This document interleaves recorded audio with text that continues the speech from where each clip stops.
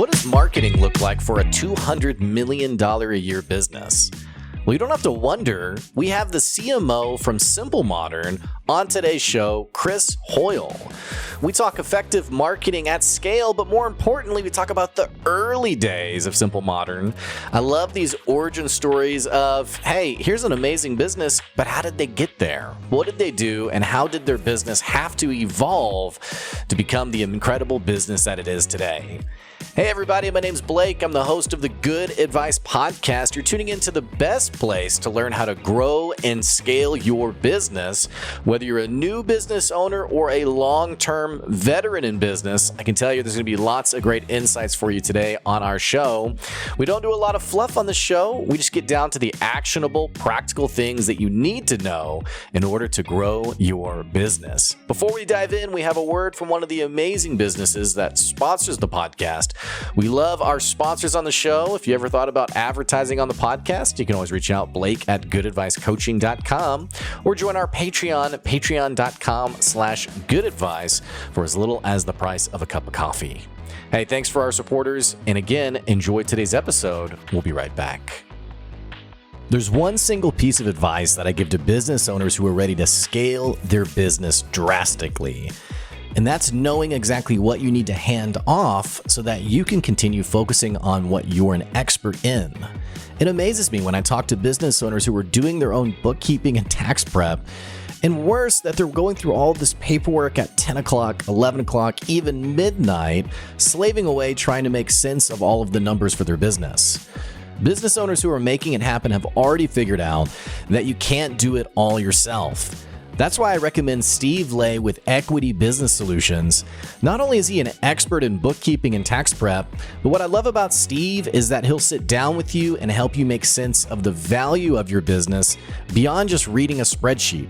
You'll be able to make better decisions, and more importantly, you're going to save yourself the crucial time you would have spent going through QuickBooks or an Excel spreadsheet or whatever it is that keeps us up late at night. So save yourself some time and some money by giving Steve Lay a call at Equity Business Solutions, and he'll show you the value beyond your numbers. Go to equitybusinesssolutionsllc.com to find out more.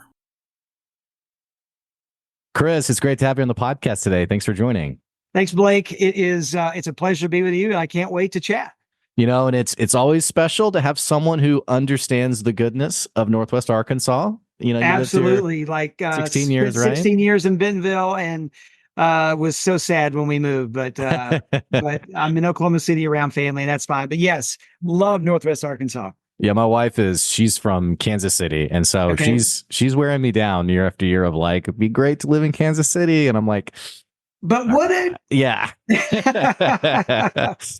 No, it's funny though, because I have people on the podcast from all over, and yeah. Sometimes we joked about imposter syndrome. Sometimes I feel like I'm like, yeah, I'm in Arkansas, and they're like, almost okay. almost like apologizing, like, you guys have internet there, yeah, okay. And I feel like I have to like kind of, I'm like, well, we have Walmart here. You ever heard of them? And they're like, yeah, exactly. We have a Walmart in our town too, and I'm like, no, it's no. Yeah, so. Anyway, so, you know, you're helping run this business out of Oklahoma City. Are you a Thunders fan by chance? Absolutely. I don't know how you couldn't be, especially this year. Yeah, it's awesome. Yeah. You know, I remember the Russell Westbrook days and are you Absolutely. A Kevin Durant fan? That's the question. I don't actively root against Kevin Durant, but certainly him choosing to leave when he did. I've noticed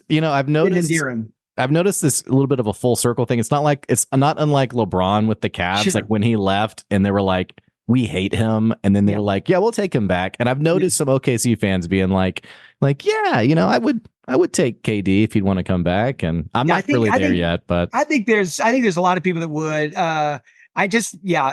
we were just so close, you know, so many times. I know. It was just painful to see him go. That series against Golden State was so painful. Yeah. But it was painful. Well, you know, Chris, you're part of this amazing business, and you know, it's funny, by the way, how you stumble across a business and you start to learn more about it, and you're like, oh wow, this thing's doing some cool stuff. You know, you're a $200 million plus business. You've only been in business for about 8 years. Yeah. You're scaling very quickly.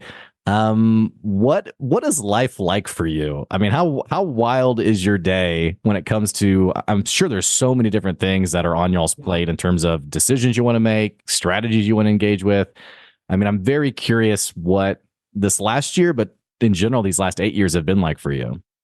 Yeah, so it has been a wild ride. I spent about 16 years in CPG in Northwest Arkansas, selling to Walmart and Sam's, but working for very large organizations. And so, at Kraft at one point we were a $48 billion company, and then I come to Simple Modern, and if we had a $10,000 day, it was like, holy cow, it was awesome. And so it has been it has been fun just to see the progression. But a big part of our scale has been the partners that we were able to partner with, because our partners have been Amazon, Walmart, Target, Sam's Club.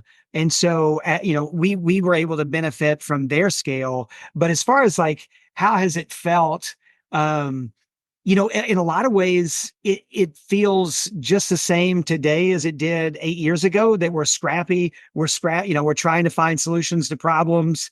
It's just that the numbers at the end of the income statement is just different, but in a lot of ways it feels the same. The team has grown. As far as like what am I dealing with these days, we're trying to really scale our marketing.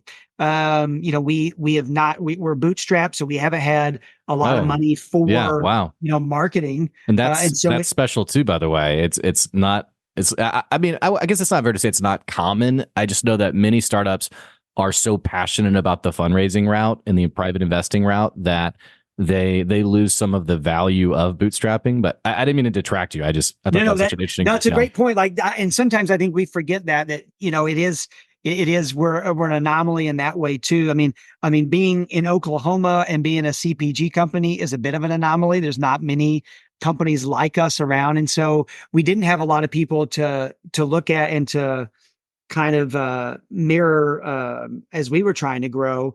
But so it's really, we're trying to scale marketing because we haven't had a budget to do that, so that we can get the message out there, so that more people are aware of Simple Modern.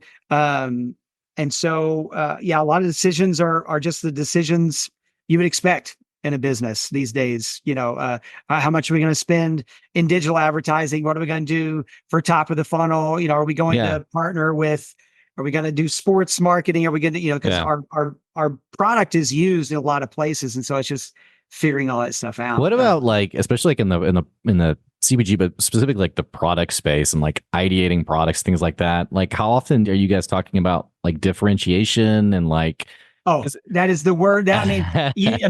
Obviously we're in drinkware, and there has been just a category explosion. I mean, you don't talk about right place, right time. What's going on with the Stanley Cup, man? 100%. I feel like I'm living under a rock. I got some frustrated ladies looking at me because I made a joke like, what is this thing? And they're like, you don't know? You're crazy. You need to get out more. Yeah, exactly. And so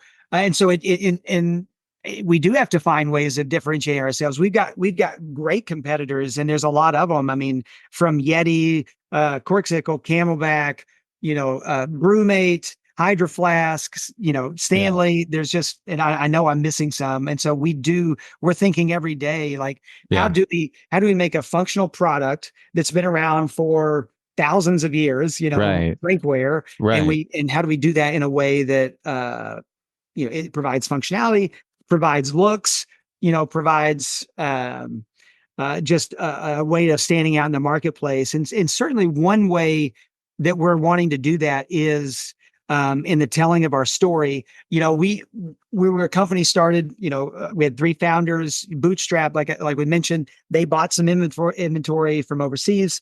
We started selling it, and then we've just taken the profits and kept buying product, et cetera.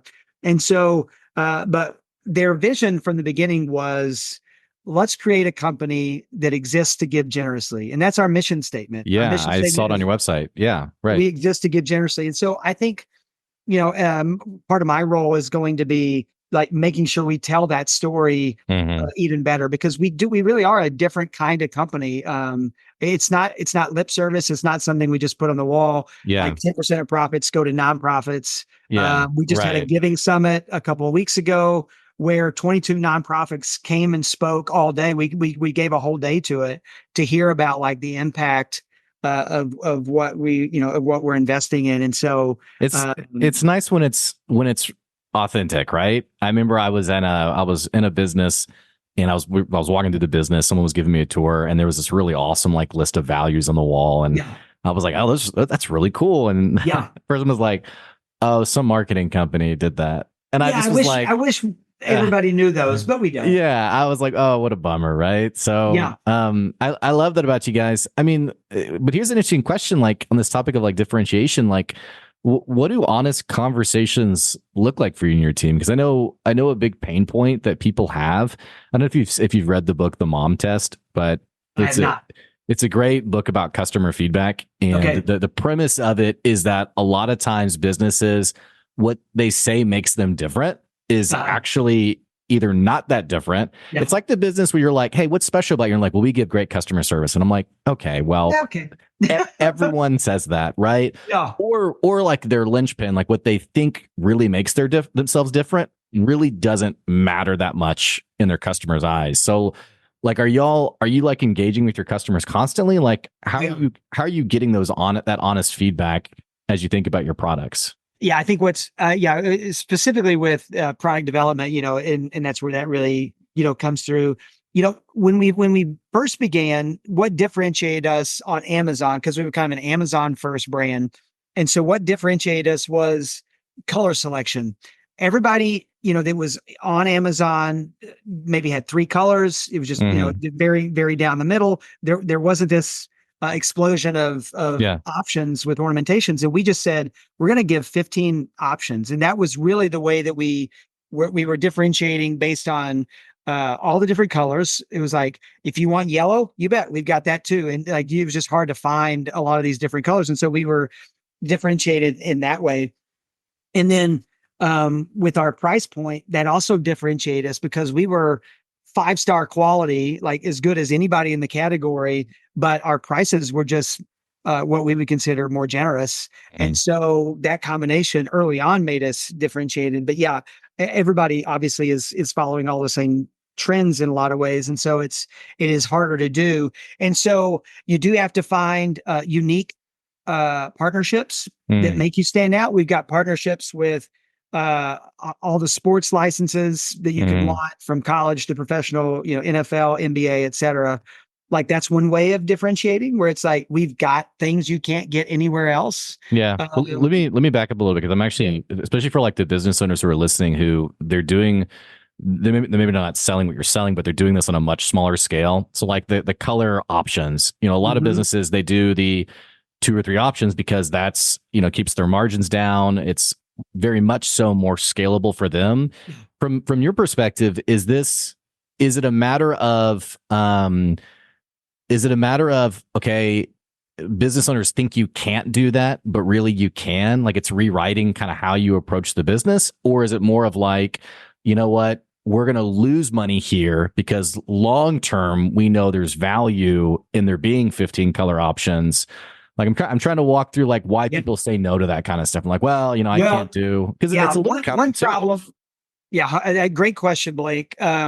One problem that people have are minimum order quantities a lot of times, where it's Right. like, I would love to offer 15 colors in this thing, or 15 variations, but like the MOQs are too much. I can't, it doesn't make sense for me.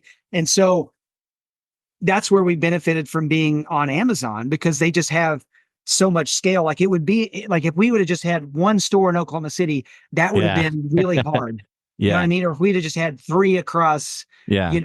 Northwest Arkansas, and Oklahoma, that'd have been really hard because we wouldn't have hit MOQs And and this is minimum order minimum order quantity. quantities. Okay. And so it would have been a challenge. And so I would say, if you've got a product, if you can get on Amazon, like, Hmm. and you get on Amazon Marketplace or Walmart's Marketplace, I would definitely recommend doing that, because you're going to get there's just more eyeballs. And if you can figure out their, advertising platforms, you can drive traffic to your products. I think it's harder if you're a boutique.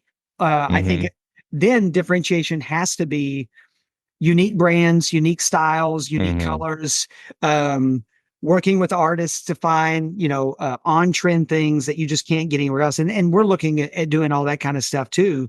Well, and How do we partner with, yeah, artists, et cetera, to get designs that people love yeah. and it can't get anywhere else. And I'm sure, you as a marketer, you're I feel like it's tough in marketing because it's so easy to come in with your own biases of like what has always worked for you or what you like and what have you, rather than thinking about like your general customers. But even from like a sense of scale, I remember I was working with a business, this is probably 3 or 4 years ago, where they were like, well, I'm not going to use Amazon. I don't like Amazon. I'm not Yeah. going to use it. Yeah. And it was interesting because it was like, I see where you're coming from, but you're creating a harder situation than maybe you need to, instead of leveraging this, billion, or I guess now they're $1 trillion plus business. But you've grown a lot in the last 8 years. Yeah. We've been talking about scale. You've certainly had to hire great people as well. And I think before we hit record, you were saying that's something you feel a little insightful about. What's it been like growing the SimpleModern team? Yeah. So, we were talking before we started that, I like what has been the number one ingredient to like our growth. And it's the people. I know people talk about that, but we just had really hardworking, smart people from the get go, working in roles that, uh, were they were capable of so much more, but they were bought into the vision. So it was like, okay, I'm willing to join because I just love the vision of the company. And so we just had really fantastic people out of the gate. And then the question became, okay, how do we scale this? Because and I'm sure the listeners are probably, many are in this situation where it's like, me and a friend decided to start something and we hired our spouses and maybe our cousins and our Yeah. friends. And now there's 10 of us. And like, how do we scale from that? And I think the key to doing it, and if you're going to grow as a business, you have to be able to scale your people and the quality. It starts with having a very clear, in my opinion, mission, vision, and values. Like, why do you exist? What are you trying to do? How are you going to do it? Have that very, very clear. And then being very, very clear on that's what we're going to hire based on how well do you align with our mission? Does that excite you? Do you want to do that? The vision of the company, like what we hope to achieve, like, is that what you want to be a part of? And then these values, if you don't align with these values, then you gotta pass on people. And so we've been very selective. It's been helpful. We've got a great network here. And we just hired a lot of people that we knew. Like, if we didn't know you at all, if there was no reference in the company, we were a little bit slower to hire because we just knew every hire was so critical. We tried to, if we could give people a project before we hired them to just see how they worked. We tried to do that as well. And so that has just been a formula that has worked for us. We have not let urgency drive hiring. It has been when we've had the right person for the role, we've hired. We've let opportunities go by the wayside because like we don't have the right person to take advantage of that. And until we do, we're not going to say yes to it. And I know that this isn't novel in the world of business. I think Costco won't open a club until they know they have the right man, like they've got a manager that they're ready to promote. And so we've got a similar. Yeah, and I like that you mentioned Costco. I mean, and I like also you mentioned that none of these. This is the bread and butter of the podcast. None of it is really that. You're never going to hear this is not brain surgery. Yeah, there's nothing on this podcast that's new.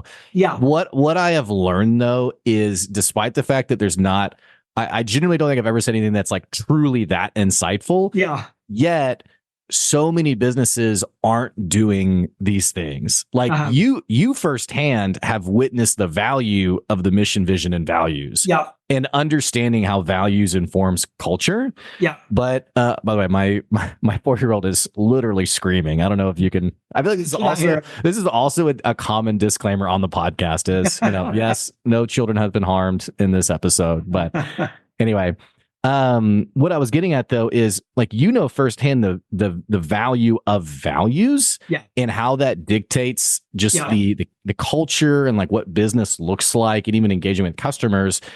But the concept of values isn't, again, you don't have to like take a class to understand it. And yet so many businesses are just putting it on a wall. They are just sticking it up somewhere.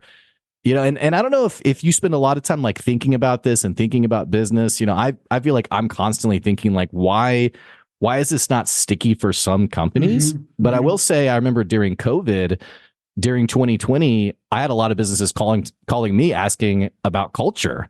Like, hey, we need a culture now. And like, definitely there was a sense of urgency there.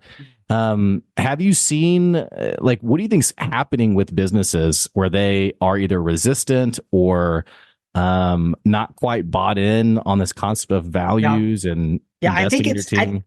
I think it's a great question. Like, why doesn't everybody do this? Like, and you see it a ton in sports, right? I mean, where you'll hear about, the culture at the Steelers is what, puts them in the playoffs, or the Patriot way, or these different things. And I think it has to do with, probably in a lot of way, individuals not being, like totally aligned with like there's much more of a we talk about having a missionary versus a mercenary mindset. And I think a lot of businesses just hire mercenaries. It's like, I know you could do this thing really, really well, and so I'm going to hire you to do it, even if maybe you don't quite fit the culture. And you see this in sports all the times. People will bring together these great talents that are just kind of mercenaries, and they never come together, and it never happens. And then the team that is really a cohesive team. And so I think that people, they think that competence overweighs character and chemistry, and it's just not. It's just not the way that I think. It's not the experience that we've had. Like, it is a combination of character. Like, is this the kind of person that does the right thing in the right moments? Are they a team player? Are they excited when their teammate has a great success, or are they pouting? All that we definitely hire for that. Chemistry. Do you want to be around these people? Like, they may have great character, but like, do you actually mesh? It's like, because it doesn't always happen. And then it's competence. But I think people get in trouble when it's like they're just hiring for like 90% competence, 5% character and chemistry. And I think it's really got to be a more balanced approach. And what would you say to like the person who's hiring? And I hear this a lot, the person hiring their first employee, and they're scared. They're scared of wasting money, it not being the right fit. That person not like doing the job like they wanted them to do it. There's a lot of hesitation that I think creates a bottleneck around like that first like leap of scale when you bring on your first employee. Any advice for that business owner? I think I would be very clear on, like I said, mission, vision. Like what are you about? Like know exactly the kind of person that you need in that role, and know exactly the kind of skills that they would need to have. I mean, because we're hiring like we're not hiring our first position anymore, but on the marketing team, we're, like I mentioned, we're like growing this team. And so it's like, we're adding roles.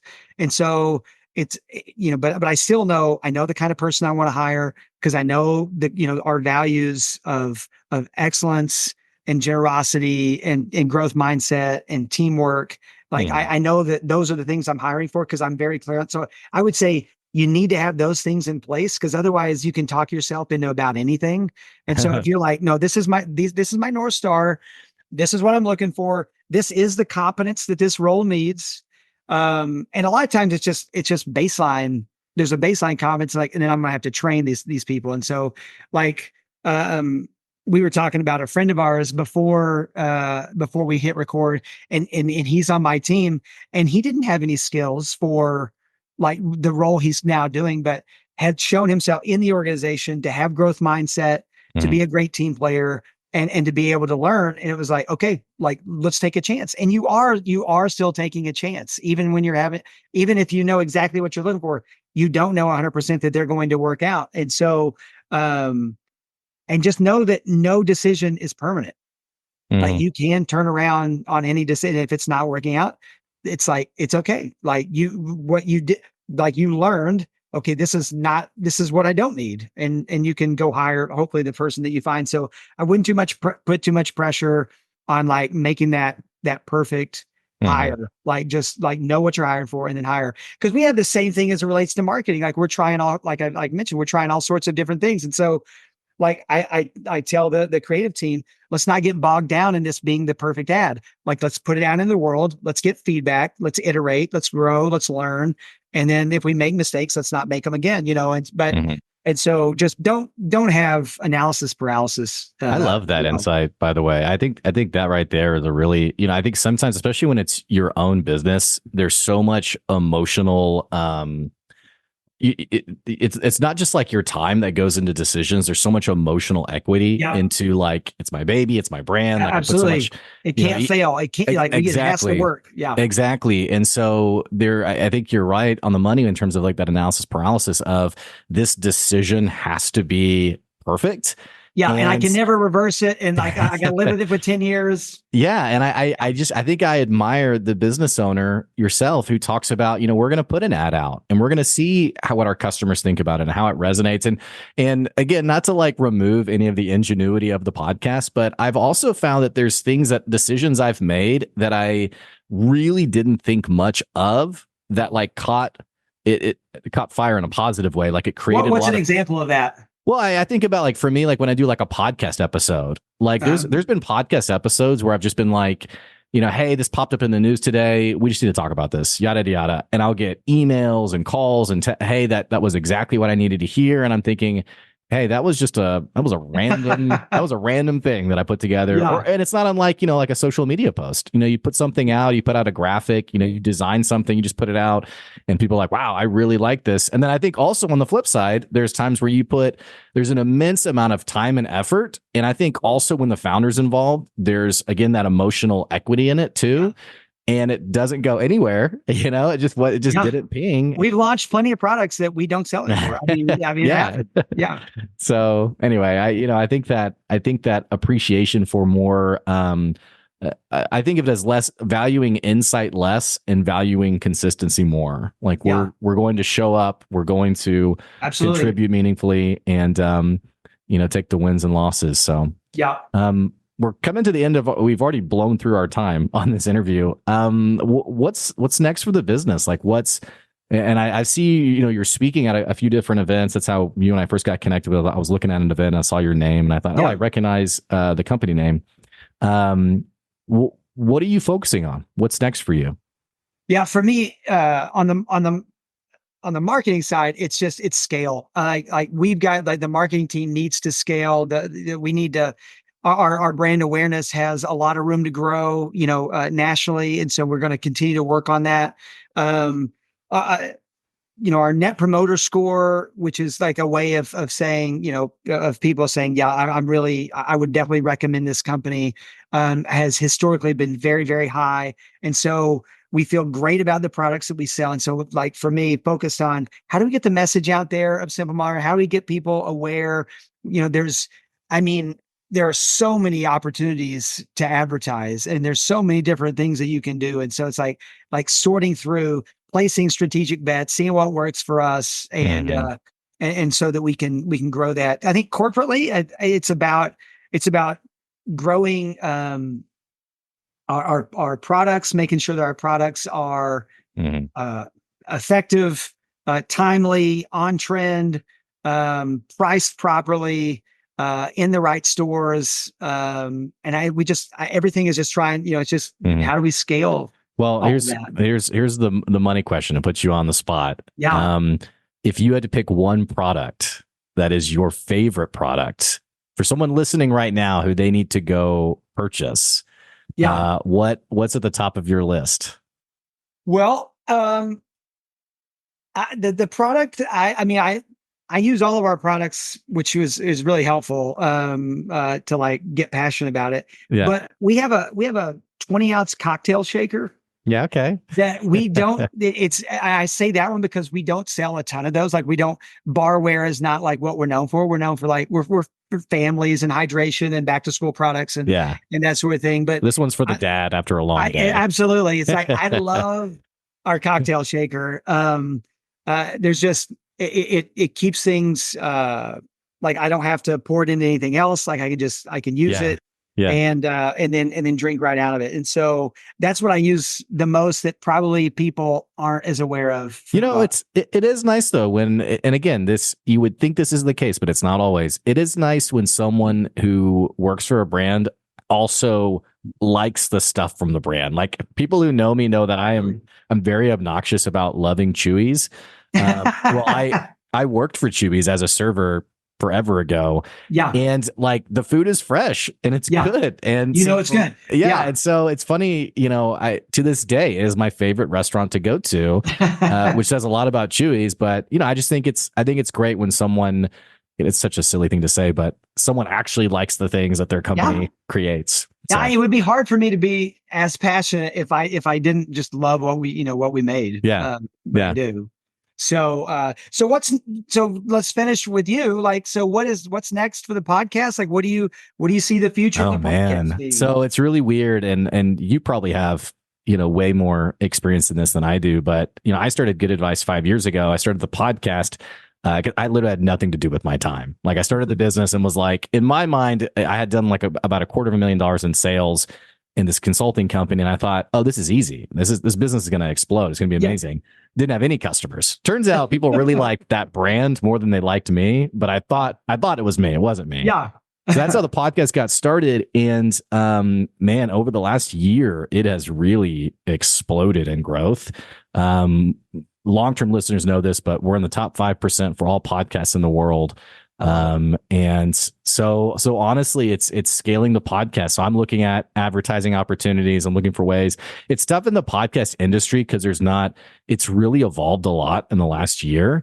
Now almost everyone you meet has a podcast. Yeah. And so have also the tools are evolving as well to support podcast growth. Yeah. So I'm investing in those tools and seeing. Yeah. How do you stand out? Man, this is the pain point, right? Is you have what you think differentiates you, but then there's what's actually differentiates you. Mm-hmm. I do know for certain I'm a good podcast interviewer. I've had a lot of people on the show over the years who've really enjoyed coming on the podcast. And then part of my brand really is that authenticity factor, that candidness, which, everyone loves to use that as a buzzword. But really, I've just always tried to strip down concepts and ideas to just its basic form. It's like when someone comes to me and we talk about hiring, and like I had a woman I was talking to a few weeks ago who she was saying, I'm really having a hard time with hiring. And I said, okay, well, what are you paying? And I think she was paying $12 an hour. And I said, well, that is it. That's the reason why it's hard. Challenge. And that's very on brand for me to, we could spend an hour talking about leadership and like hiring. Yet at the end of the day, like that's the pain point. So that's the style of the podcast is. Let's just get to it. But anyway, hopefully we're still here in 5 years, we'll just keep this thing going. But anyhow. Well, love it, Blake. Thank you for the time. Of course. And I so appreciate you coming on the show today and taking some time to share some of your insights with my listeners. Would the best next step be for people to go to the website or? Yeah, SimpleModern.com. We've got a lot of seasonal products that will show up, And are you open to people, if they listen to the episode, they want to give you a thumbs up? Can they message you on LinkedIn or? Absolutely. No, okay. I'd love to connect. Okay, great. Well, again, Chris, thanks for coming on today. And for our listeners, if you enjoyed today's episode, what the heck are you waiting on? Click the subscribe or follow buttons. Keep getting good advice wherever you are. Don't forget, you can support the podcast on our Patreon, patreon.com/goodadvice, or you can promote your business on the podcast in one of our ad slots at the start of the episode. You can always reach out to Blake at goodadvicecoaching.com to find out more. Those of you who've been supporting the podcast long-term, thank you so much. And we're going to keep bringing you good advice. Speaking of, that's today's good advice today. We'll catch you later. See ya.